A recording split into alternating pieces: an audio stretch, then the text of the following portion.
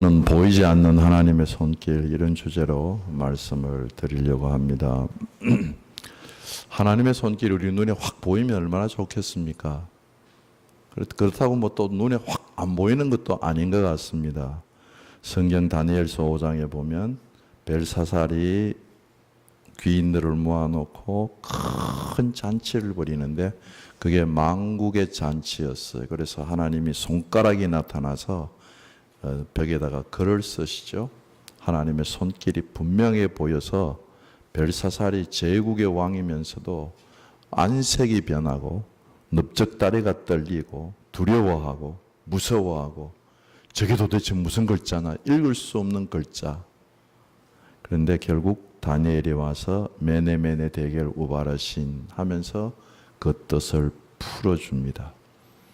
하나님의 손이 확실하게, 수많은 선지자들에게 확실하게 보이실 때도 있었지만 그런 경우는 좀 특별한 경우고, 일반적으로 대부분의 경우에는 하나님의 손길은 보이지 않게 은밀하게 역사를 하시는 걸 볼 수가 있습니다. 오늘 본문을 읽었는데 오늘 본문 안에서 하나님이 뭐 말씀하시고 하나님이 나타나시고 하나님의 손길이 전혀 보이지 않습니다. 그렇다고 해서 하나님의 역사하시는 손길이 없느냐? 그런 건 또 아니에요. 오늘은 이 하나님의 보이지 않는 손길에 대하여서 간결하게 묵상을 하려고 합니다. 묵상하기 전에 바울을 죽이겠다고 금식으로 맹세하는 40여 명이 오늘 본문에 나오죠. 12절에서 15절까지 보면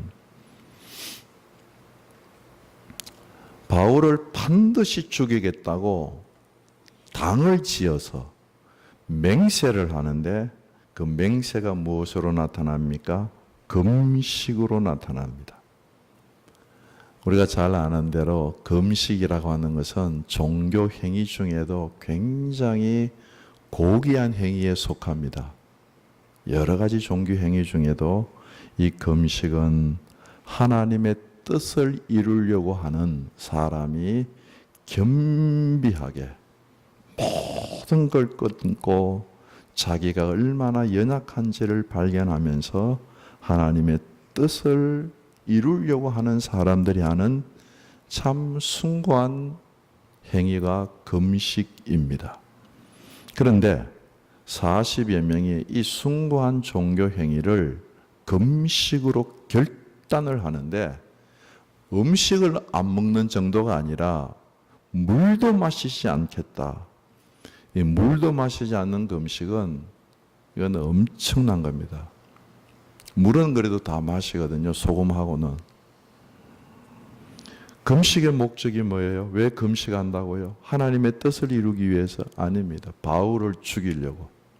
바울 저놈을 죽여야 된다. 금식 기간은요, 바울을 죽일 때까지 금식하겠다. 금식을 하면서 자기들은 종교행위, 금식행위를 하면서 자기들은 정말 하나님의 뜻을 이룬다고, 자기들은 종교적인 열심을 내고 있다고 그렇게 생각했을 것을 추측을 하면 종교적인 열심이 참 섬뜩한 느낌이 들지 않습니까? 이 금식으로 결단을 하면서 이 금식의 힘으로, 그리고 40여 명이 뭉쳐진 힘으로 자기 자신들은 자기의 뜻을 이룰 수 있다고 확신을 합니다. 이게 정말 무서운 거예요. 신앙생활을 하면서 자기의 힘으로, 자기의 종교적인 노력으로 하나님의 의지까지, 하나님의 뜻까지 정복할 수 있고 하나님의 뜻을 자기들이 이길 수 있다고 그렇게 생각을 하는 것이 오늘 본문 40명의 이야기입니다. 40명의 영성은 한마디로 얘기하면 너도 살고 나도 살자는 게 아니에요. 너 죽인다? 내가 죽더라도 너만큼은 죽이고 내가 죽는다 하는 살인의 영에 사로잡힌 것입니다. 종교적으로 열심을 내기 때문에 자기들은 종교 행위에 빠져서 하나님을 잘 섬길 수 있다고, 의롭다고 생각하는 착각에 있기 때문에 이런 것은 더욱 위험한 것입니다. 한두 명이 아닙니다. 40명이 암살단이 되어서 당을 조직을 했습니다. 40명이 모이면 집단적인 힘이 생깁니다. 그리고 14절, 15절에 보면 그 당시에 사내들인 공의회, 이스라엘에서는 최고의 공의회입니다. 최고의 결정기관, 권력기관입니다. 그 권력기관에 40여 명이 일방적으로 통보, 더 나아가서는 명령을 합니다. 뭐라고 얘기합니까? 40명이 우르르 때를 지어가가지고 대제사장들과 장로들, 공회 회원들이죠. 가가지고 얘기합니다. 우리는 바울 죽이기까지 먹지도 않고 마시지도 않고 결심했으니까 내일 다시 공회를 열어가지고 바울을 천부장에게 오라고 얘기를 해 주십시오. 그러면 우리가 중간에 매복해 있다가 그놈 죽여버리겠습니다. 하면서 너희에게로 바울을 데리고 내려오게 하라. 이거 명령이에요. 해주세요 하는 것도 아니고 40명의 암살단 조직을 해가지고 당을 지어 힘이 생기니까 국가적인 최고위의 공조직에 대하여서 명령을 하고 있습니다. 이렇게 나라가 다스려지면 하나님 나라의 법치가 무너지고 암살단 이런 사람들이 여론을 조작해서 국가의 공조직을 움직이고 있는 모습을 보게 됩니다. 이런 모습은 한 국가나 한 나라가 망하기 직전에 일어나는 징조라고 생각을 하게 됩니다. 여러분, 제가 읽어드렸는데 천부장은 이 바울을 지키려고 여러 번 이 앞에서 이미 군대를 동원했습니다. 오늘 본문에도 보니까 23절에 제가 읽어드렸는데 보면 바울을 지키기 위해서 보병 200명, 기병 70명, 창병 200명, 바울 하나를 지키려고 470명을 군사를 잘 훈련된 로마의 정예병을 모으는 것을 볼 수가 있습니다. 그러면 암살하는 암살단들이 그거 계획하지 않았겠어요? 바울이 내려올 때 분명히 군대 조직에 의해서 보호를 받으며 내려올 거다. 그건 당연하죠. 앞에도 여러 번 군대 조직들이 바울을 보호했으니까. 그러면 군대 조직하고 바울을 죽이려고 하면 한바탕 전투가 일어날 수밖에 없는 겁니다. 그러면 무슨 말이에요? 자기도 죽지만 바울은 반드시 죽여야 된다. 이런 살인의 영에 붙잡혀서 금식하고 있는 현대판으로 얘기하면 IS의 극단주의자들 모습을 볼 수가 있습니다. 이렇게 당을 지은 사람들이 40여 명이 되었어요. 40여 명이 모여가지고 서로가 서로를 보면서 어떤 생각을 하겠어요? 야, 내가 너 보니까 내가 선택한 게 옳다는 거 알 수 있겠다. 너도 나 보니까 너 선택한 게 옳지? 하고 40명이 모이면 서로가 서로에게 힘을 주면서 자기들이 하는 일이 옳다고 금식하고 바울 죽이는 것이 옳다고 확신하는 힘을 얻게 됩니다. 내 혼자 주장이 아니야. 봐. 40명이나 주장하고 있어. 목숨을 걸고 주장하고 있어. 이렇게 모이면 이 암살단들이 여론을 조작하게 되고 대단한 힘을 가지게 됩니다마는 잘 아시는 대로 여기에 큰 어려움과 함정이 있는데 그것은 다수가 항상 진리가 아니라는 사실입니다. 우리가 신학교 다닐 때 참 깊이 읽었던 책 중에 현대판 고전이라고 불리우는 라인홀드 니브라고 하는 사람이 이런 책을 썼습니다.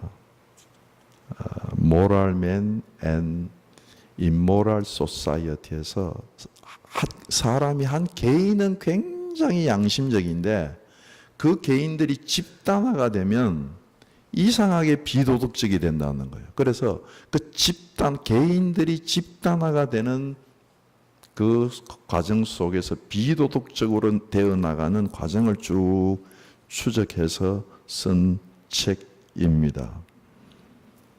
다수가 모이면 이상해져요. 다수가 모이면 자기들이 주장하는 것이 진리라고 생각을 합니다. 이봐, 이렇게 많은 사람들이 여론이 진리라고 생각합니다. 그런데 잘 아시는 대로 바울은 단 한 사람입니다. 달랑한 사람인데 바울은 정말 달랑한 사람으로서 예수 그리스도 진리를 이들 암살단 앞에서 담대하게 증거하고 있는 것을 볼 수가 있습니다. 성경에는 이렇게 말씀하십니다. 악인이 피차 손을 잡을지라도 벌을 면치 못할 것이나 의인의 자손은 구원을 얻으리라. 악인은 피차 손을 잡아요.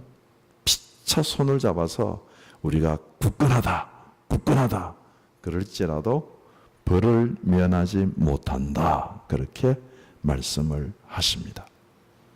이 40인의 영성은 은밀한 살인의 영이에요.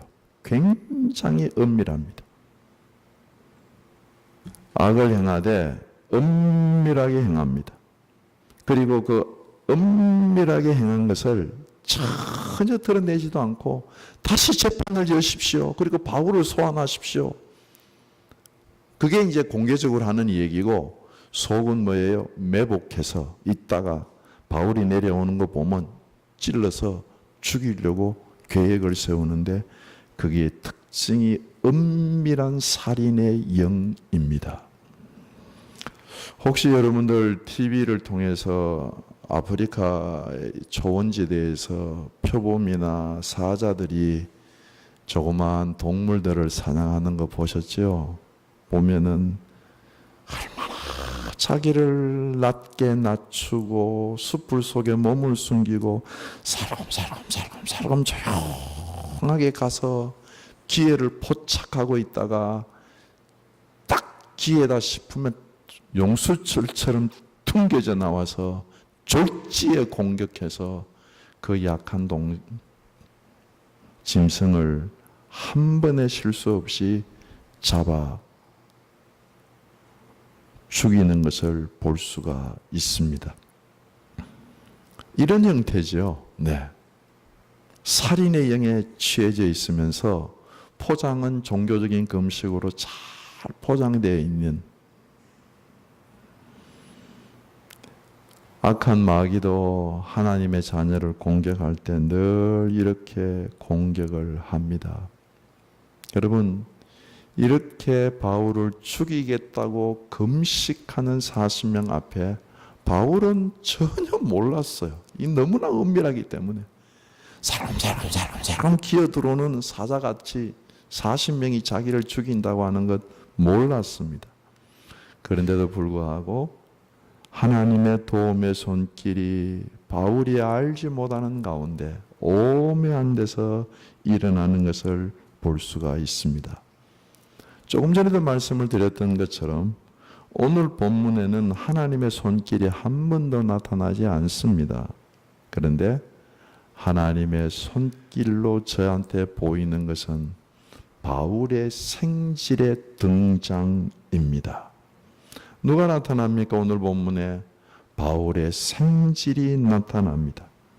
생질은 바울 누나의 아들이 생질이 아닙니까? 이름도 안 나타나요. 여기에 처음 한 번 등장했다가 그 다음에 한 번도 나타나지 않습니다. 이름도 없는 사람입니다. 불신앙의 눈으로 보면 이거 뭐 바울의 생질이 등장하는 건 우연한 일이고 어쩌다 보니까 그렇게 된 일이고 아니 어떻게 그런 일이 일어났지? 이럴 정도의 놀라운 일이지만 믿음의 사람의 눈으로 보면 바울의 생질이 움직이는 그것은 하나님의 손길인 줄로 믿습니다. 하나님의 섭리인 줄로 믿습니다. 정말 그렇습니다. 바울은 자기에게 위험이 닥치는 거 알지도 못하는데 바울의 생질이 이걸 다 들었어요. 어떻게 들었는지도 모르겠어요. 그 은밀한 얘기를 어떻게 들었는지도 모르겠어요. 그런데 다 듣고 바울에게 알려주고 바울이 백부장에게 알려주고 이 생질이 천부장을 찾아가서 이 얘기를 하니까 천부장이 이 생질의 손을 붙잡고 이야기를 합니다. 아무에게도 얘기하지 마라. 그렇게 얘기하고 밤에 조금 전에 말씀을 드렸던 대로 보병, 기병, 장병 470명을 동원을 해서 바울을 지킵니다. 그리고 그를 가이사라로 데리고 갑니다. 하나님은 바울이 알지도 못하고 생각하지도 못했던 그 방법을 동원해서 바울이 자기가 위험도 알지 못하는 가운데 하나님이 그를 도와주신다고 하는 사실입니다. 바울은 지금 혼자 있어요. 달랑 혼자 있지만 그를 죽이려고 하는 세력이 금식하면서 바울 죽이기까지 우리가 맹세하고 물도 마시지 않겠다 하는 사람이 40명이 되어서 자결당을 결성해서 은밀하게 계획을 세우고 국가의 최고 권력인 사내들인 권력이 움직여서 바울을 죽이려고 하는데 아무도 도울 사람이 없어. 그런데 하나님이 나타나지도 않는데 등장하는 한 사람, 바울의 생질입니다. 이름도 없어요. 그런데 그 생질을 통해서 바울을 하나님이 구원하십니다. 하나님의 오묘한 진리, 하나님의 오묘한 뜻은, 성도를 향한 오묘한 뜻은 우리가 생각할 수도 없고 우리가 참 예측할 수도 없는 길을 통하여서 하나님은 우리의 어려운 문제를 능히 우리가 알지 못할 때에 해결해 주셨고 또 해결해 나갈 하나님이신 줄로 믿습니다. 고린도전서 10장 13절에 보면 이렇게 성경은 우리에게 말씀하십니다. 사람이 감당할 시험 밖에는 너희가 당한 것이 없나니 오직 하나님은 미쁘사 너희가 감당 못할 시험 당함을 허락지 아니하시고 시험 당할 즈음에 또한 피할 길을 내사 너희로 능히 감당하게 하시느니라. 아무리 우리 인생길 앞에 자결단들이 함정을 파고 계획을 세우고 우리가 알지 못하는 그 참 길로 우리를 인도하려고 하더라도 하나님이 우리를 지키시면 하나님은 오묘한 길로 우리를 인도해 가시는 줄로 믿습니다. 시편 91편 2절 3절에 보면 다윗은 이렇게 고백합니다. 나는 여호와를 향하여 말하기를 그는 나의 피난처요 나의 요새요 내가 의뢰하는 하나님이라 하리니 이는 그가 너를 새 사냥꾼의 올무와 심한 전염병에서 건지실 것임이로다. 여러분, 이 아침에 바울을 생지를 동원해서 바울을 구원하시는 그 하나님이 우리의 인생길을 찾아갈 때 시편 91편 1절 2절처럼 하나님이 우리의 피난처가 되시는 줄로 믿습니다. 하나님은 우리의 요새가 되시는 줄로 믿습니다. 하나님은 내가 의하실 하나님인 줄로 믿습니다. 하나님은 우리가 참으로 새 사냥꾼의 올무에 걸릴 때도 그곳에서도 우리를 구원하시고, 살아가는 길에 전염병에 우리가 취할 때에도 하나님은 그곳에서 우리를 구원하셔서 하나님의 길을 가게 이끌어 주실 줄로 믿습니다. 이 아침에 예배를 드리면서 이 하나님, 우리의 피난처가 되시며 우리의 요새가 되시며 나의 의뢰할 자가 되시며 인생의 모든 올무에서 풀어주시고 전염병에서 구원하실 이 하나님을 의지하고 이 한 주간도 우리의 삶의 현장으로 나아가 승리하시기를 주께서 원하실 줄로 믿습니다. 세 번째, 이름도 없는 생질의 마지막 심판날에는 어떻게 될까? 어떻게 될 것 같습니까? 저는 이름도 없는 이 생질이 마지막 날 되면 주님께서 이 생질의 이름을 부르시면서 생명책에 기록한 이 생질의 이름을 불러주실 것이라고 저는 확신을 합니다. 여러분 혹시 이런 경험 해보셨나요? 제가 몇 년 전인데요, 우리 8개 지방이 모여가지고 체육대회를 하는데 그 체육대회 중간에 행운권 추첨이 있어요.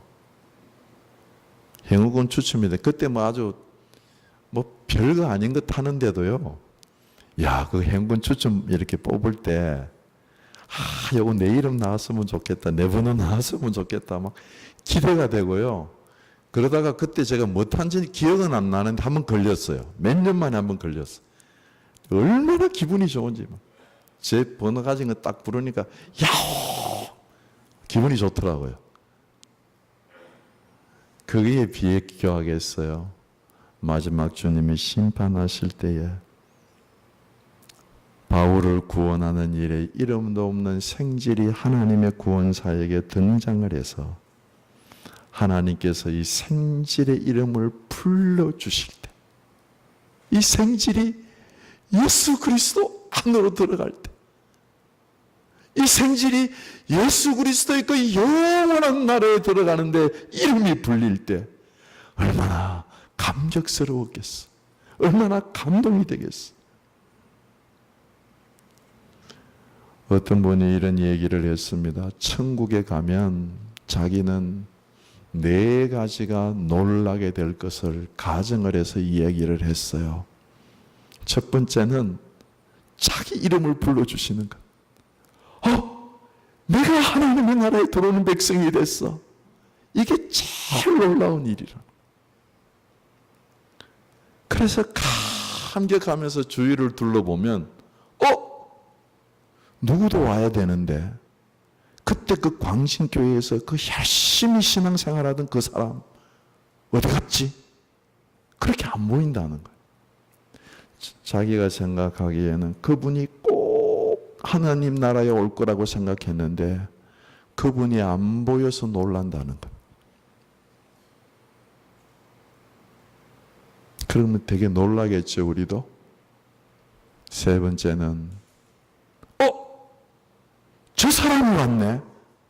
자기가 보기에는 저런 사람은 하나님 나라 못 올 거라고 생각했는데 그 사람이 뜻밖의 하나님 나라 오는 것 보고 놀란다는 겁니다.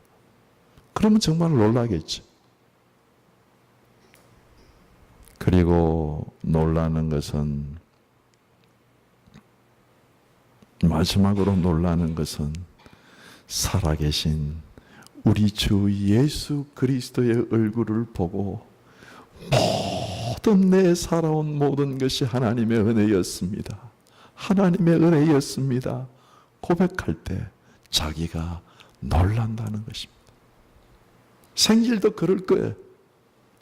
지금은 이름이 없지만 우리 주 예수 그리스도 오실 때 생질의 이름을 불러주시면서 그 생질을 영원한 나라에 너 잘했다, 나와 함께 영원한 나라로 들어가자, 그렇게 생명록에 기록된 이름을 불러주실, 우리의 생명도, 나와 여러분들의 생명도, 생명책에 기록된 우리의 이름을 우리 주 예수 그리스도께서 마지막 날에 불러주실 줄로 믿습니다. 마지막으로 네 번째, 로마 군대의 공권력과 사내들인의 공권력을 이렇게 비교해 보면 좋겠습니다. 로마 군대의 공권력은 정말 정상적으로 빠르게 작동을 합니다. 사내들인 어떤 공권력입니까? 이스라엘 나라에 참 대제사장이 있고 장로들이 있는 공권력인데 이미 예수를 불법으로 못 박아 죽였고, 오늘 본문에도 보면 살인하는 집단 40명이 여론을 형성해 가지고 바울 데려오게 하라 하고 막 명령을 하니까 이 국가적인 거대한 공권력이 크게 움직이는 것을 봅니다. 로마의 공권력은 밤 3경인데도 재빠르게 움직여가지고 470명의 군대를 동원해가지고 바울을 보호하고 바울을 구원해내서 복음을 증거하는 일에 일조를 하는 것을 볼 수가 있습니다. 공권력의 바른 행사가 국가의 공권력이 어떤 원칙과 의의를 가지고 바르게 작동해야 한다는 것을 우리가 쉽게 알 수가 있습니다. 제가 이건 되게 망설이다가 이야기를 드립니다. 수동연세요양원의 원장이신 염암섭 원장이 계십니다. 여러분들 꼭 한번 집에 가셔서 유튜브에 쳐서 찾아서 한번 읽어보시면, 들어보시면 좋겠어요. 염안섭의 동성애 고발 1, 2가 있습니다. 그 강의를 꼭 한번 들어보시면 좋겠어요. 동성애가 얼마나 참 위험한 일인지, 그리고 젊은 애들이 벌써 국민학교 애들부터 중학교 애들이 얼마나 많이 지금 접촉되어 있는지 꼭 한번 들어보세요. 그 강의를 제가 듣는 중에 이분을 동성애자들이 공격을 하는데, 당신 아버지, 당신 아내, 당신 아들들 우리가 성폭행해가지고 동성애자 만들겠다고 위협을 해가지고 자기 아들, 자기 가족들은 다 외국에 피신을 보내고 지금 혼자 삭발해가면서 참 동성애와 동성애자들을 사랑하면서 그들이 잘못을 계속해서 이야기를 합니다. 제가 왜 이 얘기를 보면, 여러분 게놈 프로젝트라고 하는 거 아시죠? 인간 유전자를 이제 전수조사를 할 수가 있잖아요. 그 예전에는 동성애가 선천적이다, 후천적이다, 이것 때문에 갑론을박이 됐지만 이제는 그 결론이 났어요. 게놈 프로젝트로 우리 유전자가 약 2만 3천 개가 있다고 그러네요. 그런데 2만 3천 개 전수조사를 했는데 인간 유전자 안에서는 동성애를 일으킬 수 있는 유전자가 하나도 없다는 거예요. 결론이 난 거예요. 전부 후천적이라는 거예요. 한 20년 전에는 게놈 프로젝트가 없어서 그게 이렇게 갑론을박이 됐지만 이제는 결론이 나는 얘기입니다. 그러면서 여러분들 이 사람 아시죠? 홍석천 씨. 여기 이제 그분이 했던 강의 1강의에 나오는 얘기입니다. 홍석천 씨가 유명한 동성애자 아닙니까? 그 동성애자인데 국민학교 4학년 때 동성애 남자한테 당한 거예요. 그리고 고등학교 3학년 될 때까지 300명의 남자와 동성애를 했다는 겁니다. 300명입니다. 여만섭 씨는 추측하기를 한 사람하고 한 번 이상 했다고 한다면 자기는 1000번 이상은 했을 거예요. 고등학교 3학년 때까지. 이 얘기는 서울대에 가가지고 젊은 애들한테 동성애 강연을 하면서 그 강연한 걸 동아일보에 실었던 기사입니다.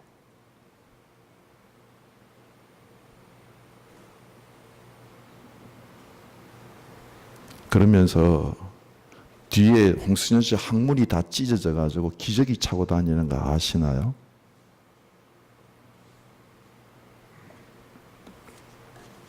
한번 들어보세요.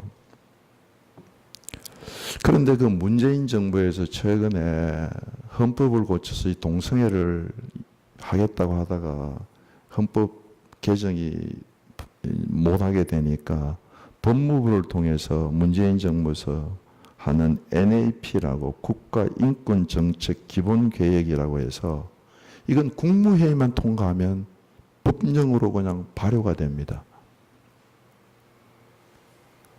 여러 가지 독소 조항이 많지만 그 중에 하나가 동성애예요. 여러분, 한번 보세요. 우리가 정상적인 국가에서는 악을 악이라고 얘기를 할 수 있어야 합니다. 대통령도 잘못하면 우리가 대통령도 잘못하고 있다. 우리가 비판을 합니다. 그런데 이 법이 통과되면 동성애를 행하는 사람한테는 비판할 수가 없습니다. 동성애를 비판하는 그것 자체가 인권을 침해하는 거라고 못 박았기 때문에 보도도 할 수 없고 악한 일을 악하다고 얘기할 수가 없습니다. 지금 저는 이렇게 얘기를 하지만 만약에 NAP 법이 통과돼서 제가 이런 얘기를 하면 저는 잡혀갈 거예요.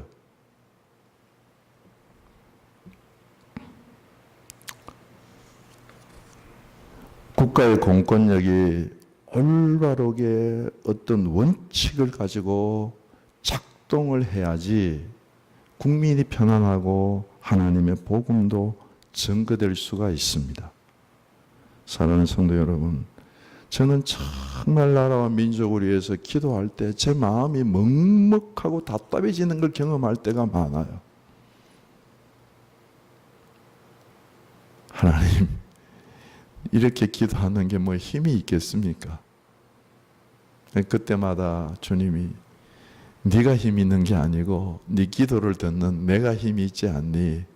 그렇게 주님이 위로하셔서 계속 기도합니다마는 정말 저는 그 돌아가신 김용기 장로님이 기도실에 들어가서 기도하고 나오시면서 조국이여 안심하라. 내가 조국을 위해서 기도하고 있다. 그렇게 좀 확신 있는 기도하고 싶은 마음이 정말 간절합니다.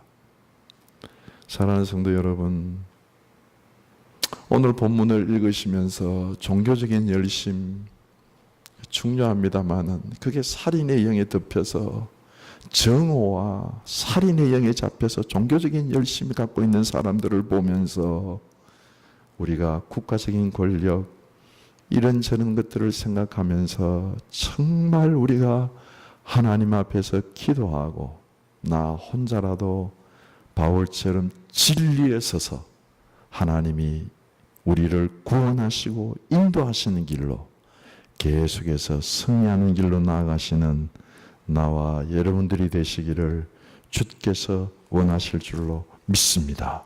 기도하시겠습니다.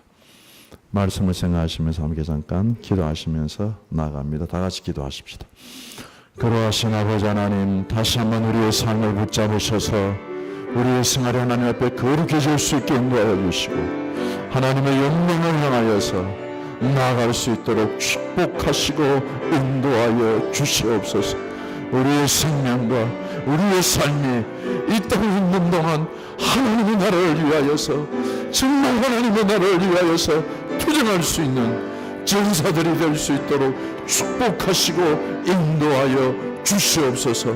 우리가 알지 못하던 때에 알지 못하는 길로 하나님이 우리를 인도하시고 우리를 이끌어가시고 우리를 주님 구원하시는 하나님을 의지하고 당당하게 믿음으로 나아가는 귀한 역사가 있을 수 있도록 축복하시고 인도하여 주시옵소서. 역사하시고 축복하실 줄 믿고 우리 주 예수 그리스도 이름으로 기도드립니다. 아멘.